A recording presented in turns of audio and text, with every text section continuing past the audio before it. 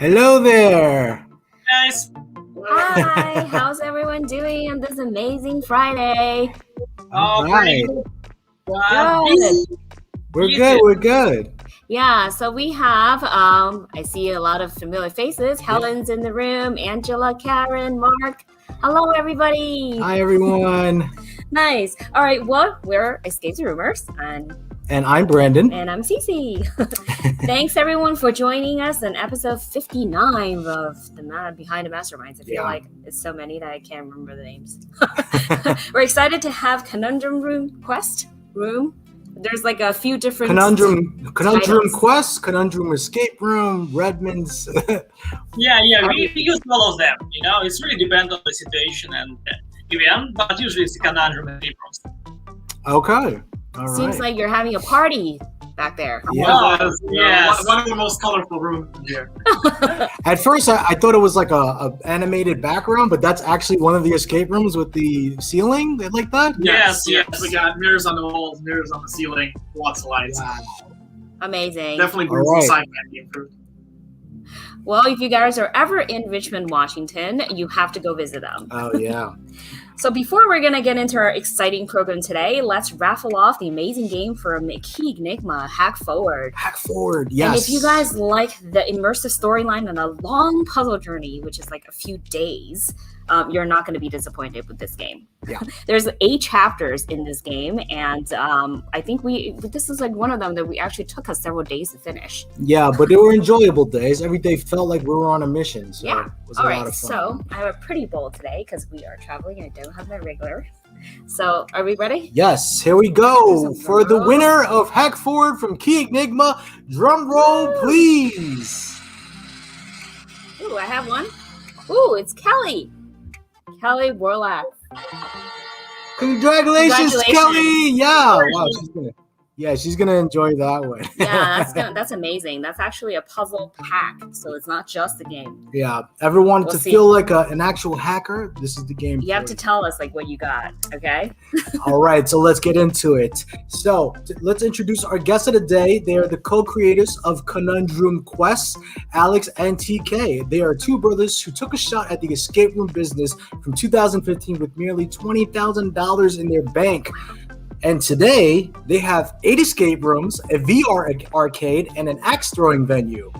Alex is more responsible for the business operations. Alex, please raise your hand. Yep, yeah, that's me. There you go. Alex. And TK for the technical part, but mostly they do everything together from game design to day-to-day fixes and adventures. Obviously, we know who TK is, but TK, raise your hand.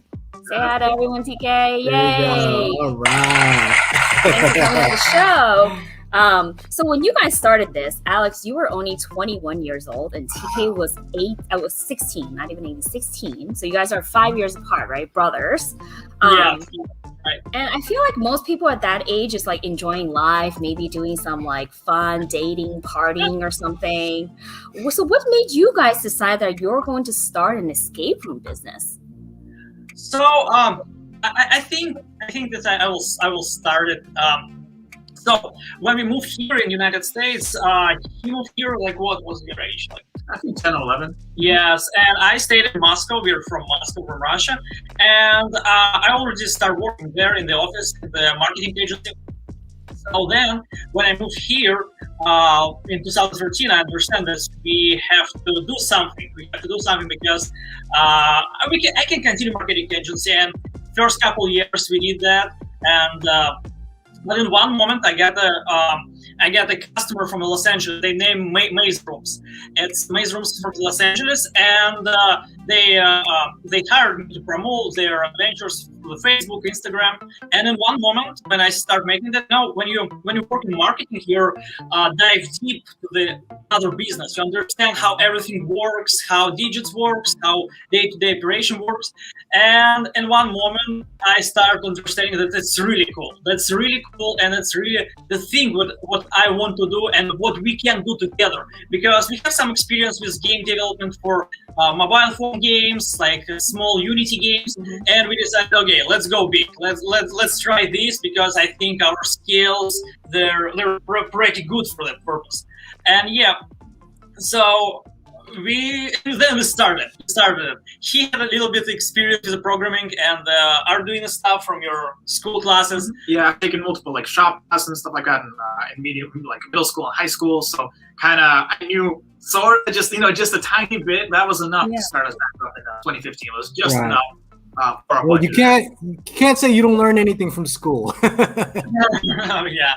So yeah, and then I took my savings from the marketing agency and we took our first place in Redmond, and there we go. Wow. See, this is what happens when you have mature kids who actually want to do something with their lives rather than just partying all day. This is That's true. amazing. We got some comments coming in. This is a personal one. Karen, yeah, me and the axe throwing thing. If you haven't checked out our previous videos, Wow. Oh yeah, yourself. All I have to say is I'm embarrassed. I do it for the views, for the entertainment, purely entertainment. Okay? Just letting you know. Sure. But what are some obstacles that you experienced when you first started the business, and how did you overcome them? Oh, I think all of our 6 years experience, they're fulfilled by obstacles. There are obstacles everywhere. Each year we got the kind of challenge that we have to compete from the fire departments, from the construction, from everything. But I think what is our first obstacle? Honestly, at first, I think our first year and second year, they were pretty smooth, that everything was so good and so easy, and we were so excited about it because things were really smooth. But how do you think? What was it? Tenants. I think other tenants in our first space. It's something we can consider when finding the space that we settled on, is that how we're going to impact the other tenants in the space. We didn't realize, or at least we didn't realize the magnitude of how loud people are going to be and how sound travels through spaces and stuff like that. The thing is, our first space, it was a second floor on the office building, and it's pretty old building, and also we have a accountant from another office right next to us, and the therapy and message, all of them around us, and we are escape rooms, and we have 3 escape rooms in that building. Oh, we were pretty loud, especially the problem right now. You can see it's our time travel room. The time travel, it was on the old location, it was on the second floor, and it was a huge old HVAC pipe under this room, and when the teams start jumping here, they're walking all the offices under us, they can hear that. Yeah, because everything shakes around, everything's super loud. So I think that's the one thing we didn't consider. That was a big challenge for us, because as soon as kind of the landlord figured out that, hey, we're much louder than what he expected, what we expected, things started not going super smooth for us. But so you make an agreement with your neighbors that they can play escape rooms anytime as long as they let you stay there? I mean, we wish we could have settled that, but we tried everything. Yeah. We tried everything, but at final we moved out. To our new location. Yes, and it's like we use this as a lesson. We realized, hey, it's like you really need, a street address. You really need, neighbors that are going to be far away, or non-existent neighbors.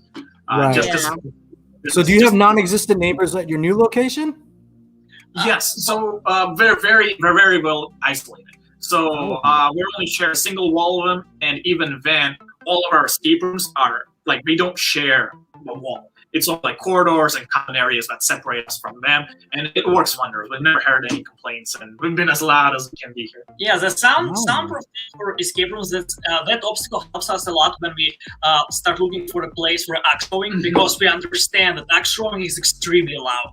And when we got the place, we put a special place with a super good isolation. For this place, the same thing. But our friend from Canada, he made a mistake. He took the axe throwing place in the building with other tenants, and it's not going well because it's loud, and all other tenants start complaining about it. So yeah, soundproof is really, really important. And it's maybe not important between adventures and because you have a soundtrack inside, but for the tenants and anyone else in the building, yes. You know what's funny? Because recently we went to one, and I actually realized that depends on the tenant. Because we went to one where we were in the basement playing a horror game, and then upstairs it was was that like a Which location? jiu-jitsu training center. Oh. So then when they were training and they were walking on the wooden floors, it was making cracking noises. And then we were in a haunted house So it downstairs added in to the the basement. ambience. Yeah, so the natural sounds were like really creepy. So they're good tenants together. Yeah, So that worked.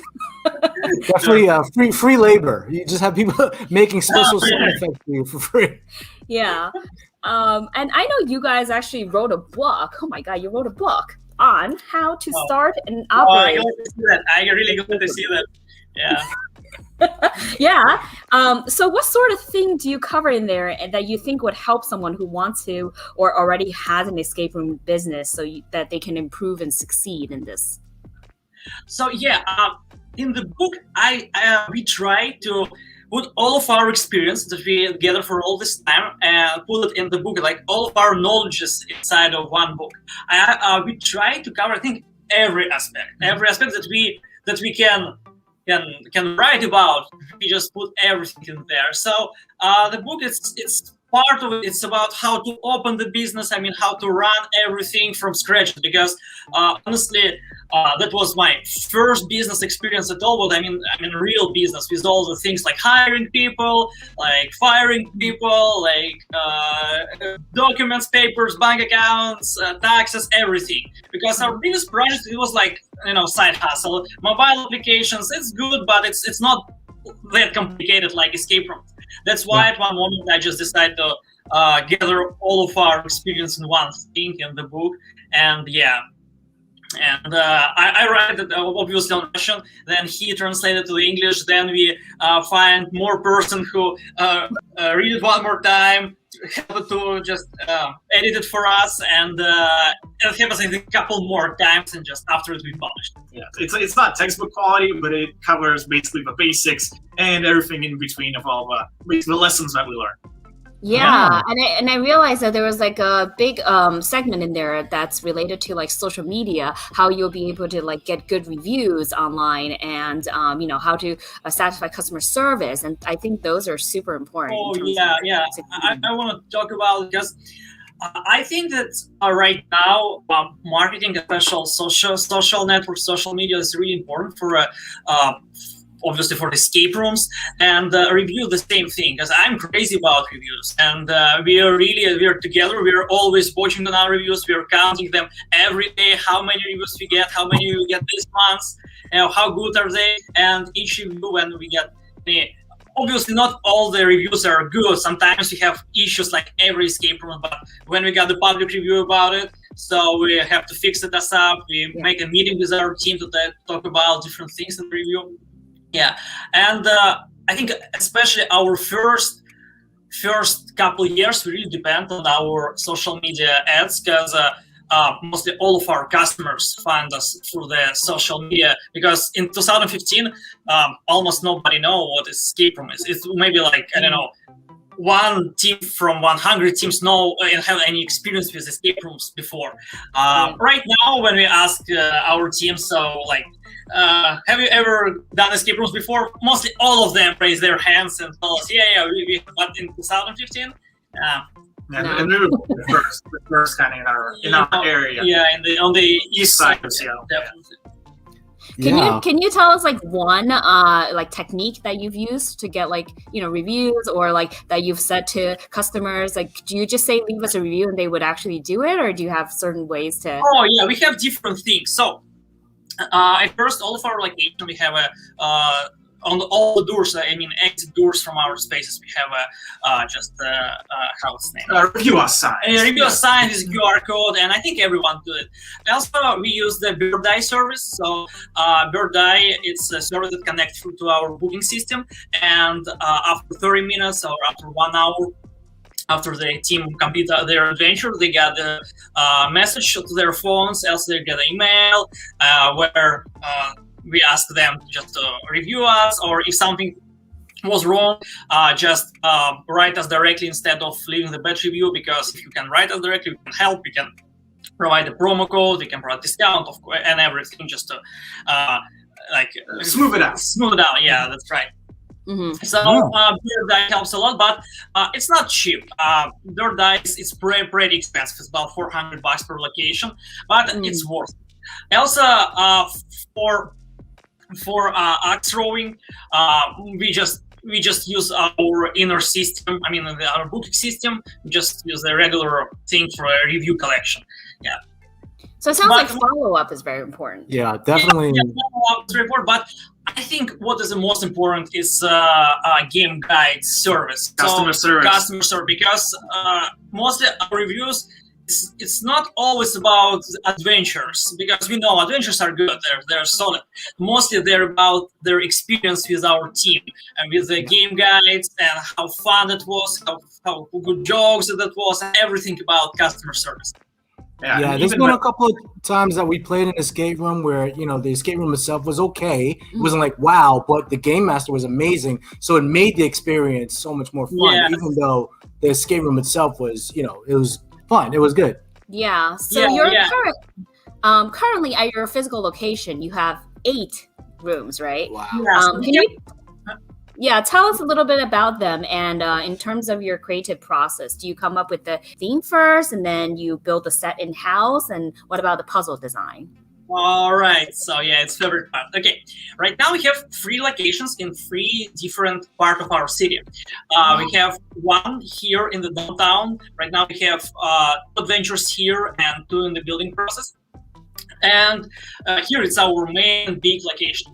And also we have our how we can name it. It's our tool shop location. Yeah, it's basically our shop location where we can do like puzzle assembly and stuff like that. But it also hosts two at one the building process.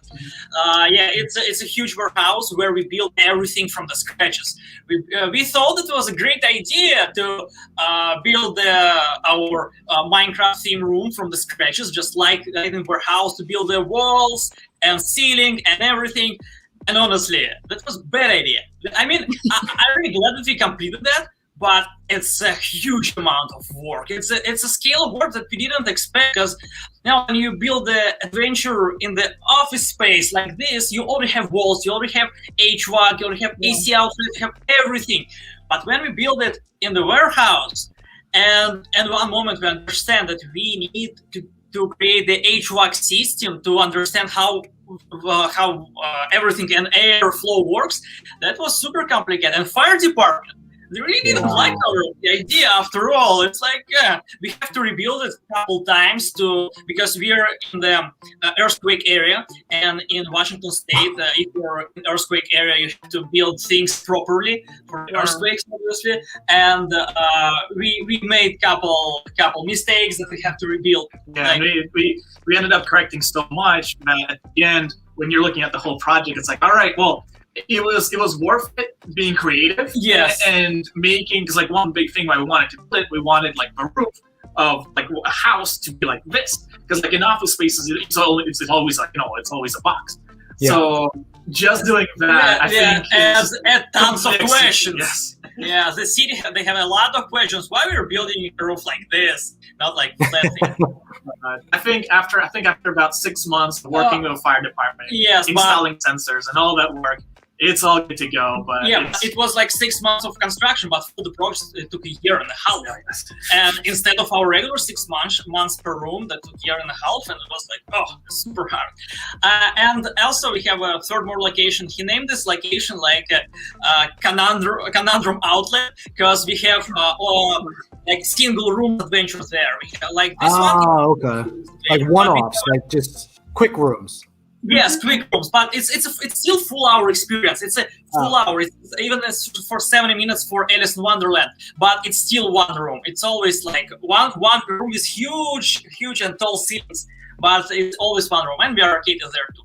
So about the creative process, we already talked with him about how we will talk about this part, and honestly, I think. In our case, our main key for the creative process is the arguing, because when we create the puzzle, we start arguing with him with how it have to be, because we have the same vision in the common things, but in the details we are absolutely different, and how we can build this or that, and we start arguing about each detail and about the inspiration. For us, mostly it's video games. Of course, me and him, we play a lot. We're pretty picky in games because we have absolutely different tastes. But when I find a cool puzzle in the God of War, and I'm write it down to notes and understand how I can change it, how we can use our own experience to adopt this puzzle for escape rooms. We are never copying puzzles, but we are trying to get the idea and then recreate it by our vision. Because our adventures, they're not like super complex adventures, because most we're building entertainment thing for regular teams, customers, families, and we're trying to keep them on the level where everybody can complete it. We have 99% escape rate, especially with him, 100% rate, because we don't like that feeling when you complete the adventure and you will feel tiredness. We prefer games when you feel your smartness and how cool you are, and that you accomplished the goal and you're done with it. So that's why our games, they're not complicated. And our level of puzzle, they're not something super complex and hardcore. Everyone can solve it.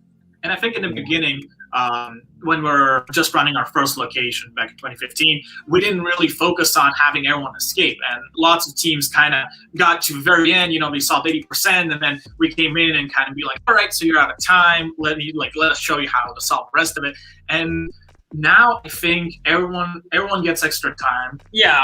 When we're able to, when there's no next booking or anything like that, and kind of everyone gets that feeling of having completed it instead of being cut off, and then you go out the door, so basically a loss, not a win. Again, I feel like customer service. That's like once again back to customer service again. Definitely the customer service, being able to enjoy the time that you're there and making the most of it. We have a question from Mark C. He wants to know, do you build your own props, puzzles, or do you build for others too? Do you only build for yourself or others too? We do everything, We all of our rooms, they're absolutely different how we created them. So for example, we have two right now it's 3. It's already 3 rooms that we built by our skills, by our technician things, our prop making skills, fully by ourselves. So also we have 2 adventures. This one is a time travel and our Minecraft theme room. They're built by our designs and our drawings, but by other developers. And also we have 3 more rooms that we choose puzzles that we want to use from the producers, and we ask them to customize especially for us. But that puzzle, they're already pre-built. And for us, we build usually we build not the big things. We build a small puzzle, like rotation box. It's the box that you have to rotate to different sides to open the door inside of it and get something. And sometimes we build small things. Also, TK, he's working for Microsoft projects and builds how you name it? LED installations. This is kind of a very simplified version, but that's a simplified version. Wow. We like to party. Yeah. We spoke about the axe throwing thing before too. It seems to be a quite popular add-on these days to escape room locations. Do you feel like it's a lucrative market? Would you recommend it to other escape rooms owners? We love axe throwing so much. I have goosebumps when you axe throwing. Me too. We never expect that will be just that fun. At first, when my friend told me about axe throwing, it's like cool things you have to edit, guys. We were like axe throwing. What? It's axe. It's dangerous. Why we have to edit? And he goes, no, guys, let's go there. Let's go to axe throwing place and check it out. And when we all go there together, we throw some axes and we understand. Oh. We definitely have to build this thing. We definitely have to open this. And, I think at first, yes, it's yes, that's if you have escape rooms, Axtronic, it's an amazing addition to that. But what is the most important thing, I think, for us, Axtronic, it's much more easier to manage. It's because in the escape room, if you have one broken puzzle that will ruin all the in the axe throwing, there are no puzzles, there are no things to fix. You just have to bring big amount of wood and the proper wood. You have to train your axe masters how to throw axes. And lots of axes. And lots of axes. Yeah, a lot of axes because there breaks all the time, but it's just an axe. And but in axe throwing, what is really important? The customer service. It's even more important than escape rooms because the axe master, he or she, in our case mostly she, communicate with the teams all the time because when the people come there, axe master always train them, show them how to throw axes, the trick shots, and the axe master have to be even more entertainer person than the game masters in the escape rooms because the escape rooms, yes, she or he can meet the team, give some jokes, show how the room works, but most part of the time she will be inside of her office and watch on the cameras. In axe throwing, they have to be on the team all the time and they have to pay attention. They have to pay attention, make sure that everything's safe, nobody break rules. But comparing to virtual reality arcade, axe throwing is, I think, much better addition to escape rooms because it don't take so much time to manage and it's fun. And you know, with the axe throwing, you can bring your own actual customers from the escape rooms, but also you can bring other type of customers who prefer, you know, more sport activity than your brain activity, something like that. It's another thing, but it's allow you to wider your audience. You can get more people. I also feel like it kind of introduces one type of group of people to this world and the other type to this world. Like if you're there for axe throwing, you're like, oh, what's this escape room thing?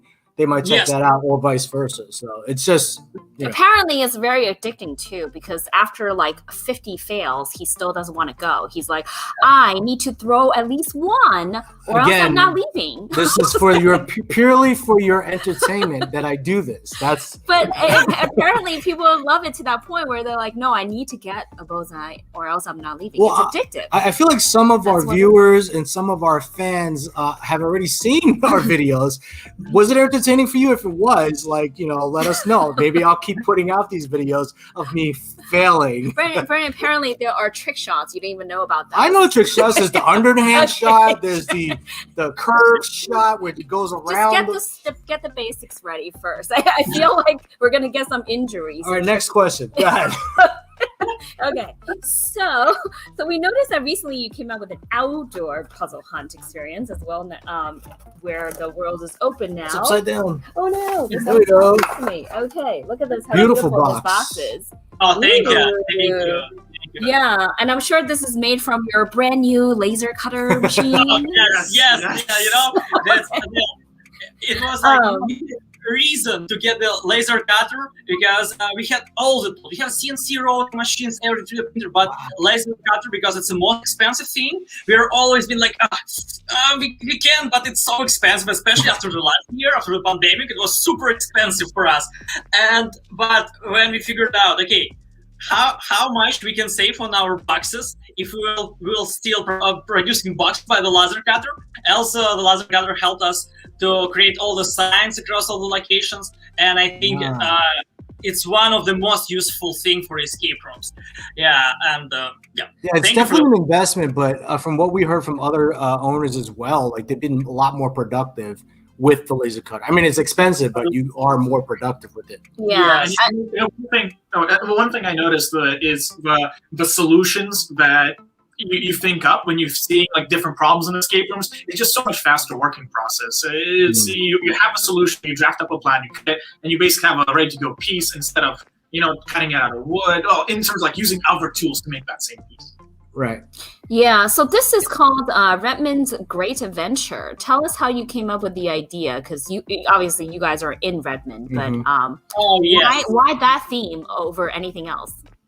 So, at first, we are huge fans of our town. We are extremely lucky because we are living here, and Redmond, it's not that big. It's, of course, we have a Microsoft and Nintendo offices here, but Redmond, it's a small town, and we really love it because it's super local things, and owners of other businesses here.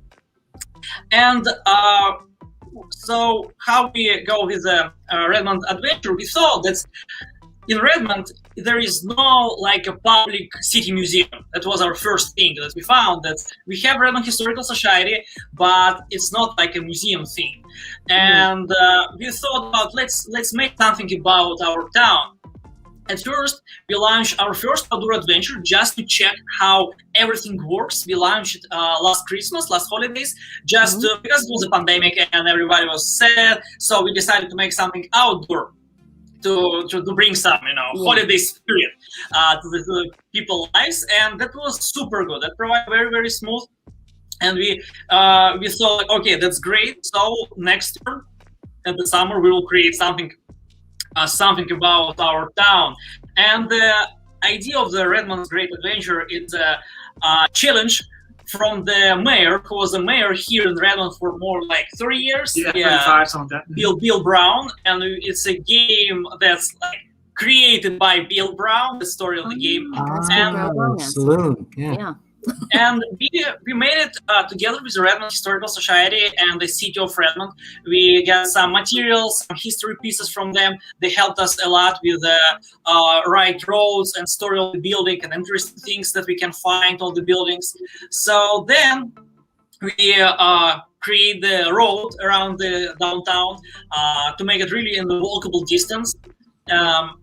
Then, when you create the outdoor adventure, you have to find interesting buildings and objects on these buildings, and then you have to connect everything together, then create the puzzles, of course. And as usual, some of the puzzles we took from the video games, some of them we create by ourselves, and of course, some of them we just, visit other escape rooms somewhere else. We inspired by their puzzles and we use them in our adventures too.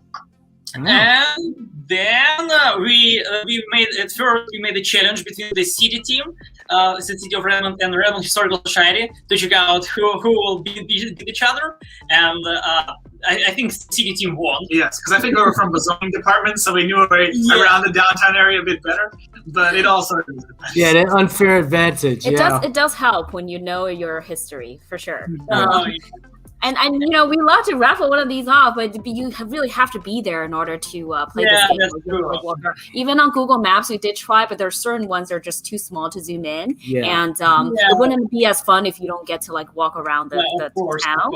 Right. So today we're going to raffle off a choice prize that you guys can choose from their digital game, which they create called Imaginarium, or they're a private escape room game at their private location if you ever make it there in Redmond.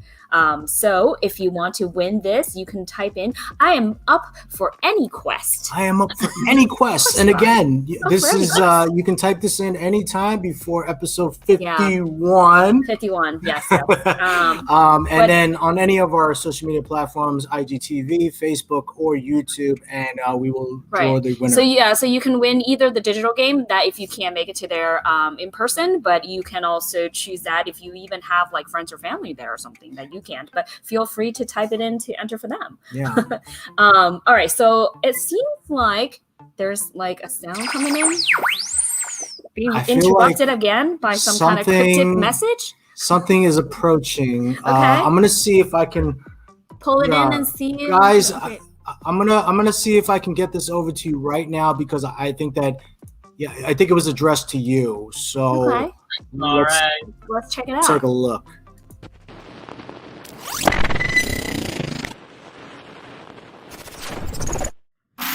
Alright, Conundroom Quest. I've got a puzzle for you. You have 2 fuses. Both of them burn exactly 1 hour, but they burn very irregularly. So, if you light one fuse, it could go like, and then, or it could go the other way around. You don't know if it's halfway. It's not half an hour. You don't know anything judging the length. You just know that they burn exactly 1 hour. and you have these 2 fuses, and you have 1 lighter. And now you have to find a way to indicate when 45 minutes have passed. Can you do that?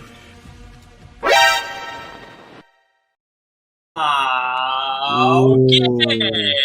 What Wait, was that before from? actually, so we were able to pinpoint the source of where this came from, Okay. and it was from Identity Games. Oh yeah, that was our guest from last week. Yeah. They have left you some cryptic.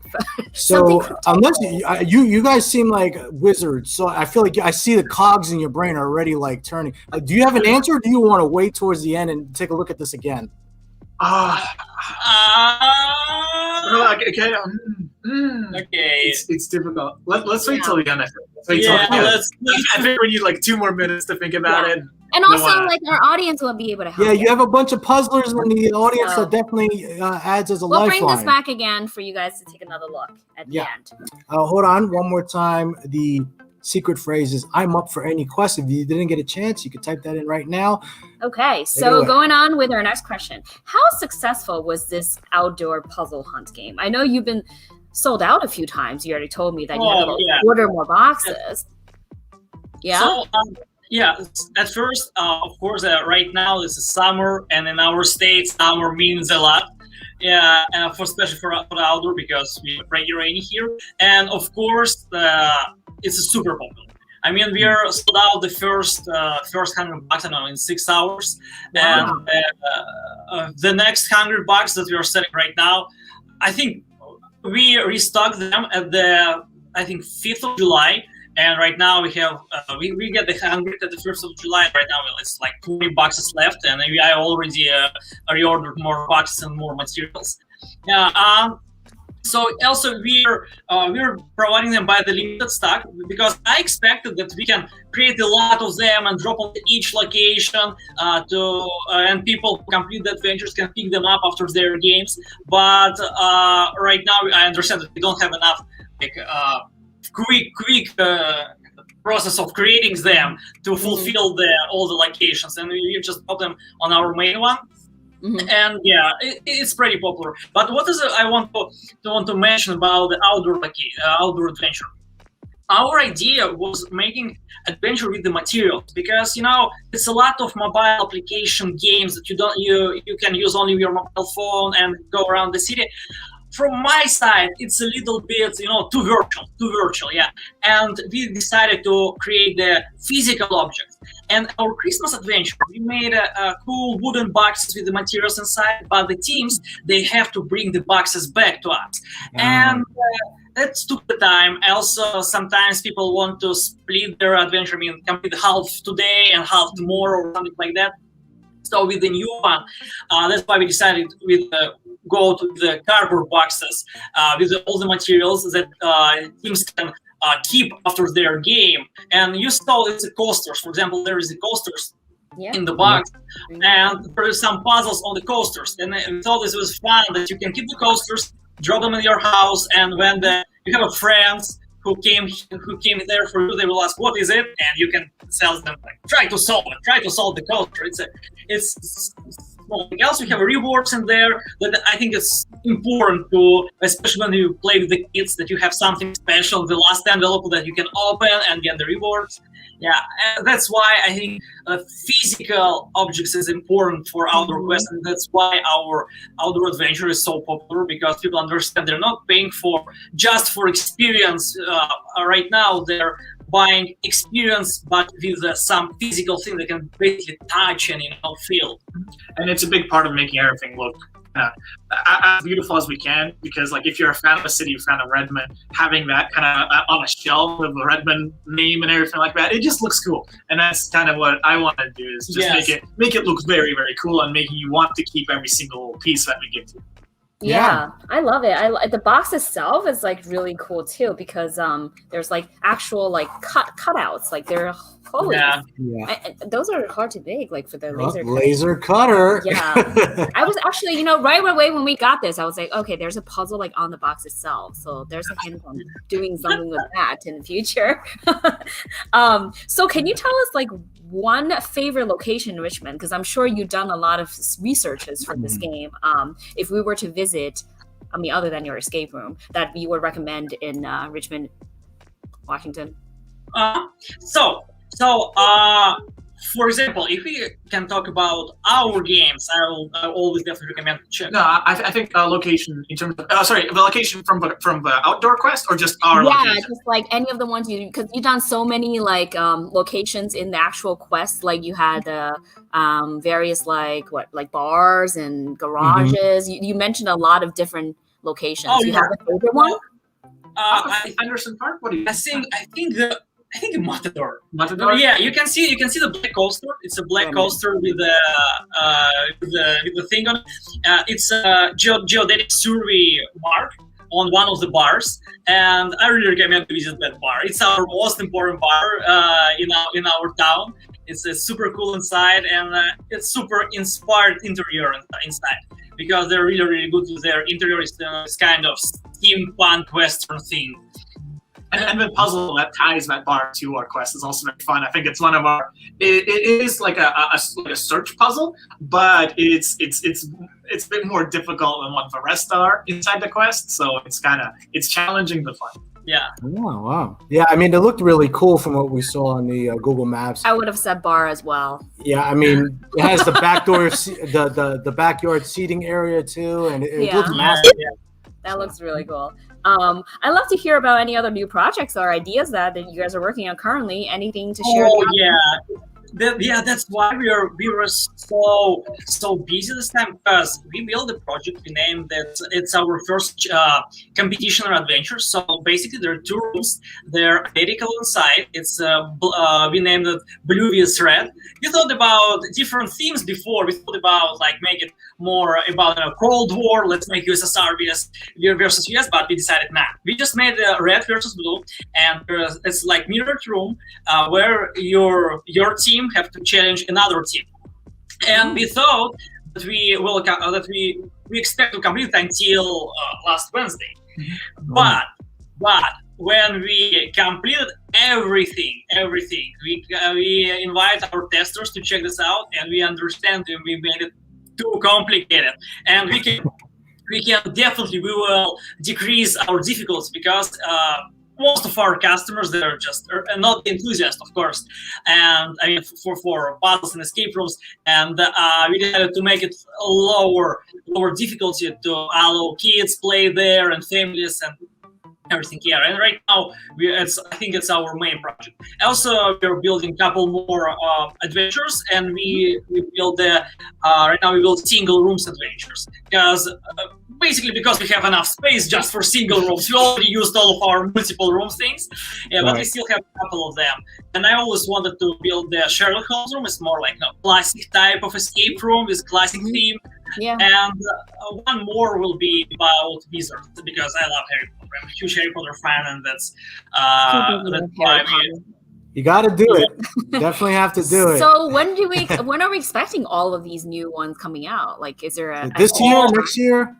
I think Red versus Blue will open this year. I think at the end of summer.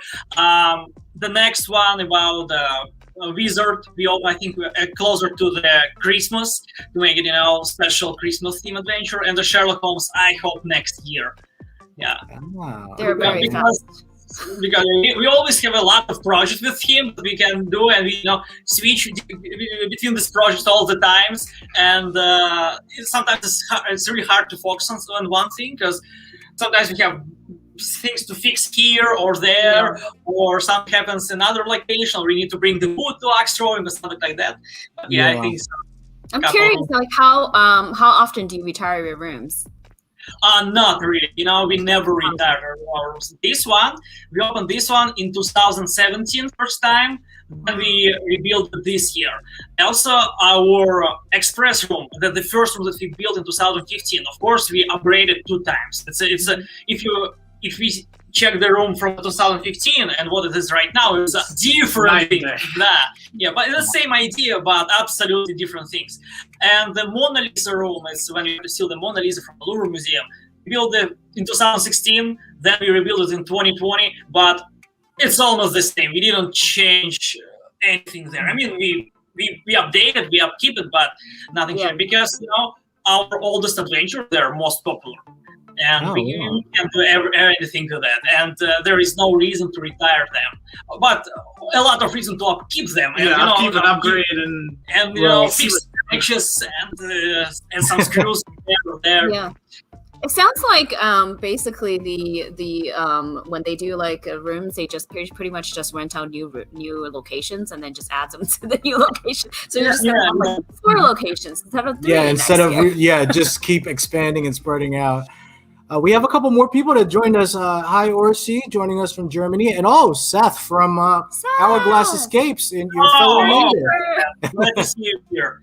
Yeah. How you doing, Seth? All right. Yeah. Awesome. Well, I mean, these crushers are going to we have our new segment, or not new segment, or segment. Yeah, I was like, wait, hold on. It's our time for our segment called. Well, I don't know if they're ready, but we're about to play. Oh, yeah, totally ready. Eat or drink. Take a drink. All right, guys. So how are we? What is the topic? What are we quizzing them on? So we're quizzing you guys on the town of Redmond. I keep saying Richmond. That's in Virginia. I'm sorry, but yeah, Redmond. And what do you have there to drink today, guys? He's like, I'm ready for this. Vodka. Right. Hold on. Vodka in handwriting. Love it. Yeah. And is that also vodka in red handwriting? So which one's more serious? Which one's stronger? I feel like for us, because usually I drink tequila, he's drinking vodka. But today we switched just to make it a little bit more serious because I hate vodka. He hates tequila. We decided to just go this way. Okay. So one's tequila, one's vodka. Which brands are you drinking? Do you mind? Honestly, this one is it's not the Absolute. It's cheaper than Absolute. Grey Goose. I think it's Grey Goose. Yeah, we took some of our office bar, and this is a cheap tequila that I ever can get. I just named it tequila. I love it. I was like, oh, he's got to go for vodka. I do. It's so bad. Because. Let's go. Okay, let's go. All right. So, Brandon. My drink. This is one of my favorite light beers. I've always loved this drink, especially trying to cut back on the carbs. It is Michelob Ultra. Not the first time I had it, but one of my favorites. It tastes great. So the way that we play is we're going to ask you a question. You have 10 seconds from after we ask you to answer. All right. 10 seconds. So we're gonna see how well you're gonna know your own town. Yeah. All right. So I'm going to start off with the very first question. All right, so you already mentioned one of them, but let's see if you can get both of them. Redmond is known as the home of 2 big tech gaming companies. What are they? It's a Nintendo and Microsoft. And, if you know, you can raise your hand. Nintendo, Microsoft, and Rocket Games here, and Valve. You said 2 that we knew of. Do you want to say the first 2 again one more time? It's a Microsoft Nintendo. Very good. All right. I'm sure there's more, but those are the big ones. Audience, if you guys know, feel free to type in the answers. Yeah, you have Seth. Seth is in Washington. He might be able to.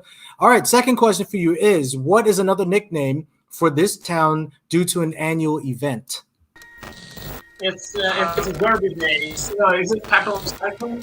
Yes, it's a capital of bicycle capital of Washington. Yeah, it's a bicycle capital of Northwest. Do you guys want to share the same answer, or do you have your own individual ansers? No, it's definitely bicycle capital of the Northwest. He's definitely. Wow, I'm gonna get drunk. You guys are killing it. I made this as a drinking game for you. Yeah, great. Thank you for that. Bicycle capital of Northwest. Because they have an annual bike race. That's pretty much that's it. Yeah. All right. So we also have he's a huge fan of Velodrome. It's a big bicycle track that basically on Fridays and Saturdays, lots of people come out there and kind of do a small. Every week, it's not annual. It's pretty often. But the big race, the Derby Days, I think it's once per year. It's annual, and that's like the big one that people prep for. And then we have a bunch of races at the Velodrome where people just go and do laps and kind of have fun there. Really pick up some speed. Nice. So, number 3, why is Redmond called Redmond? It's because of Luke Redmond. It's one of the how it's named Founders? settlers. Previously, it was another names of the city, but when the Luke McRedmond became a postmaster, he decided to go with Redmond. Yeah, I think it was Wait, named hold on. us. You know what the other name is? Maybe we can make them Yes. think. Salmonsburg And Salmonberg. It is what it is, Brendan. All right, this one I think we're gonna get. Don't play games with these guys. Just FYI. They just All right. love their town. You choose Let's see the if we right can- team. You know, Yes. you choose the right team. Choose the right Yeah. All right. We Let's see if you guys you guys can give individual answers or agree on the same answer. The next one. How many public parks does Redmond have? Okay. 1, 2, 3. It depends on the area. Yeah, what do you name of the Downtown, it's 3. 3 in downtown. If you count this one. The tiny one as well. Okay, it's 3 3 downtown. downtown. Okay, Yeah, we're gonna downtown? do- it's a I think total. Total? Say total. I'll say 3 downtown. I You say think total. total in the city, I think it's 13. I think it's 13. 13. Yeah, I think for all the because it's a downtown area and a huge sub downtown and suburban area. I think it's about. Okay, 13. I don't know. So, Patience on this. TK, you going with 3? Alex, you going with 13? Yeah, 13 for the full city. 3 for downtown. Well, okay, so you both drink. God, Okay. Okay. 23. 23. I'm really surprised, guys. 33. 23. 23. 23. Yeah. The face. Chug. No, don't chug. Because they I both can made each do other that for drink, what? I know. which is really bad. They're All like right. punishing themselves with this. I didn't even You want know. to- Ooh, they're refilling. Okay. Oh, you need the chaser. All right. My son Nintendo World Russian. Yes, yeah, he's more Russian than me. Yeah, his English is better than me, but he's more Russian because he can drink it. I was like, All right, we have one more question for you. Which Redmond citizen became world famous and why? Sorry, can you repeat that? Sorry. Which Redmond citizen became world famous and why? I think the most famous of it. He's something like citizen. I don't know. Who else? The mayor who worked there for 30 years. But I don't know. I don't know. Honestly, I don't know who we can name. Let's say Bill Gates. Yeah, Bill Gates. I think we can name it, but he's living not directly in Redmond right now. Yeah, he's not You're a both Redmond sharing the citizen. same answer, though. Bill Gates is both. Yeah. Okay, so lucky for me, you're both drinking. Not again. Who is the famous Who one? is the It's famous? James Whittaker in 1963 was first to climb Mount Everest. Oh! But they knew. Yeah. That's the worst part is that you actually Yeah, knew. for sure. We will definitely add it somewhere. This is super cool. Chug. Good thing it is the Chug. good thing it's the last question, or else. I don't know. I mean, it's that's Yeah. five questions of. Well, we do want to Redmond. hear about the Bill Gates story because I was waiting. That's our favorite stories. Okay, so wait a second. Yeah. Okay, there we go. So the thing is, I have to just highlight that for me, when I was a kid, I was like maybe 2 or 3 years old. As I remember, we lived deep in north in Russia, in the deepest north. It's almost on the Polar circle. It's behind the polar circle. It's really cold there, and only one thing that was entertaining can be here. It was a computer, and what was my first time when my father turned on the computer, and it's glowing up, and I never seen it like this before. I asked mother, "What is it?" She's like, "It's a computer," and I was like, "Who made this?" And my mother told me it was Bill Gates. And after that, especially for me, it was like little important thing when I moved around the globe with my brother. We opened something there on this another part of the planet, and we built something. And he built because I'm cool with ideas and the business process, but his hands are gold. And I usually just give him tools. He builds things, I give him tools. Yeah, and so we built everything. And it was Christmas of 2017, and one of our teammate, he wrote me, guys, it's looked like we have a Bill Gates in there. Yeah, I was like, no way. Something. Yeah, he was in this room. He was in this room with all this lighting things, and we just made a U-turn. We were somewhere. Then we made a U-turn. We came to the location, and I checked the camera, and yes, it's Bill Gates, Melinda, and his grandkids and wow, grandkids. And that was extremely wow for us, because I can't believe that worked. What we have to do, and especially it was super nervous because this adventure, it was built by our design and our ideas, but it was built by other developers and producers. I mean, all the puzzles, we assembled them, and this one is, I think, at that moment, that was our most most raw and most breakable, because it's too complicated. How everything built here is over complicated, and it's always issues in there. And we understand, oh my god, Bill Gates playing our most raw adventure, and we just please don't break, and his team. I hope all the puzzles will work, and the next part is much more fun. We told our team guy. Okay, and especially it was his first week on the job. He wasn't super professional, and we asked him, okay, you will treat him. He was super nervous, and I told him, you will treat him like a regular customer.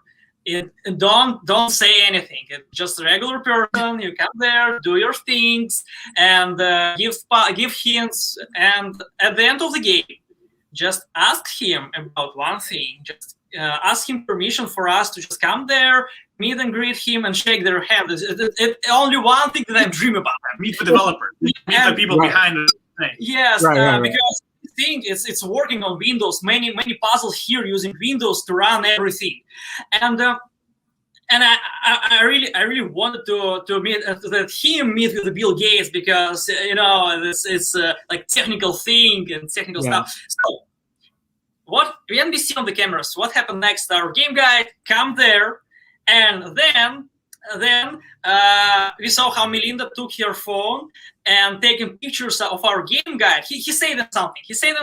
And then he put his arm around Bill Gates. He hugged Bill Gates. And they take a photo.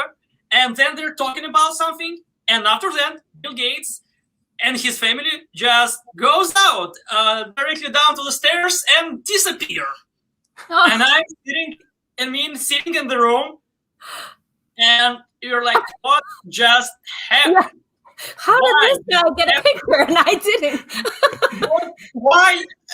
And Alex, his name, our game guy named Alex. Alex come back and ask him, okay, you took the picture. You're only one person who had the Bill Gates publicly in the escape room. I think it's fine.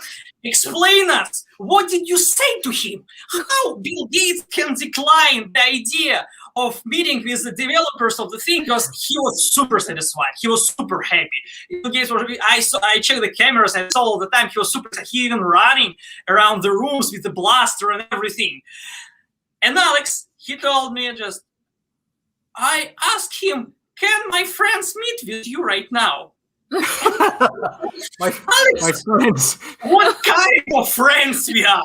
Yeah. How close we are. Your first week here, okay? We are, because like bosses, we are always trying to be to be on the same level. Same level. We're trying to be on the same level. You do our things or do your things. You can't treat it like a friends relationship, of course.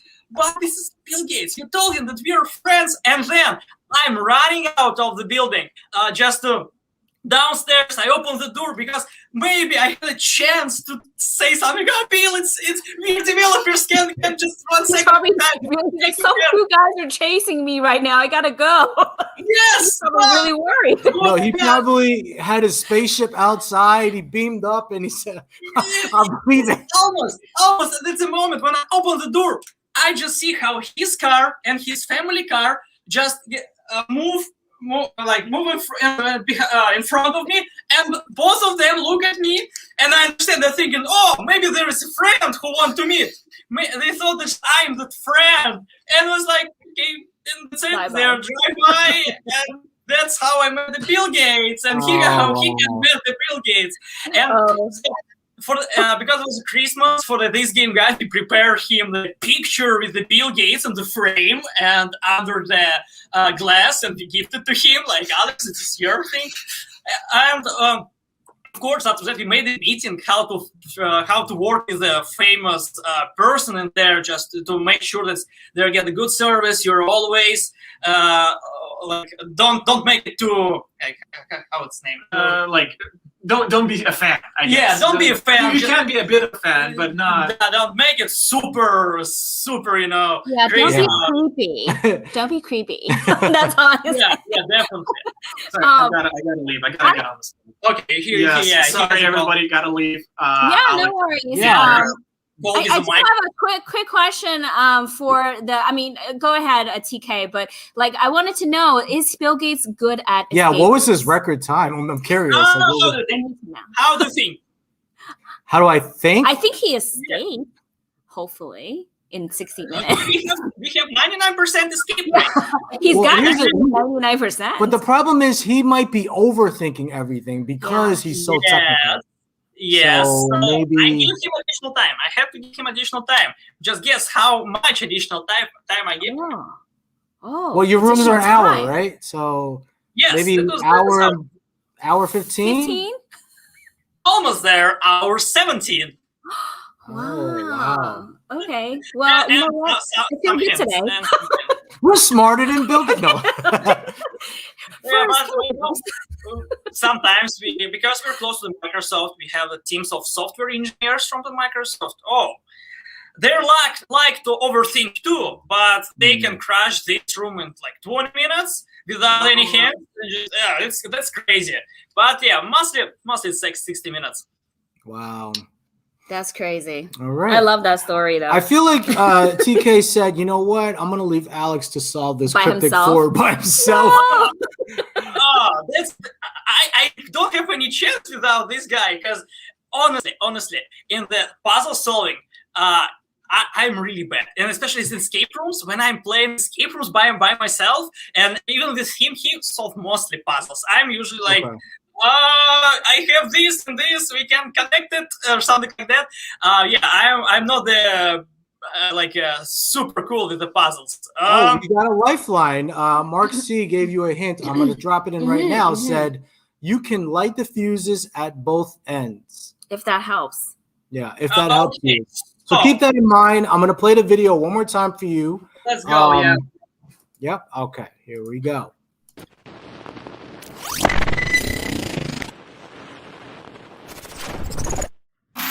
Alright, Conundroom Quest. I've got a puzzle for you. You have 2 fuses. Both of them burn exactly 1 hour, but they burn very irregularly.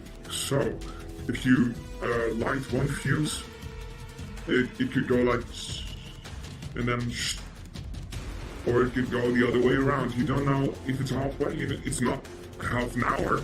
You don't know anything judging the length. You just know that they burn exactly 1 hour. And you have these 2 fuses, and you have 1 lighter. And now you have to find a way to indicate when 45 minutes have passed. Can you do that?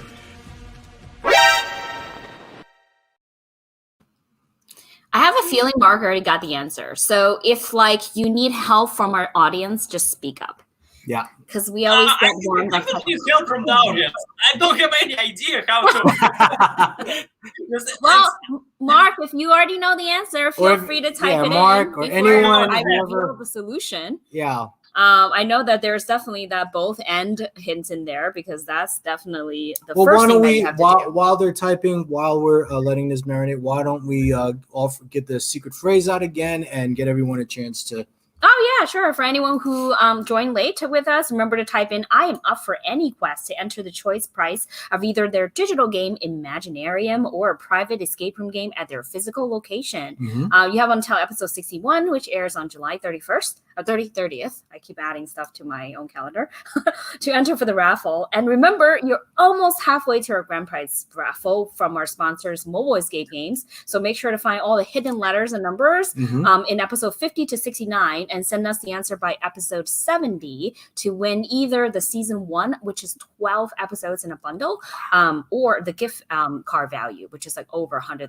or something. Yeah. So let's see, what did we get? We got some. Yeah. So all right. So Mark has some answers. He says light both ends of fuse 1 and one end of fuse 2, and when fuse 1 ends, light the other end of fuse 2. Oh, okay. So then it would meet in the middle. Yeah. Okay. Well, here's the solution from the developer. Yeah. So you light the first fuse on both ends, right? And when you light the second fuse on only one end, so you light the first one on both ends, you light the second one only on one end. The first fuse burning twice as fast as normal will burn out after 30 minutes. At that point, the second fuse, which would have burned for exactly 1 hour, will have 30 minutes of burning time left. So when the first fuse burns out, you light the other end of the second fuse, doubling its burning speed. Yeah.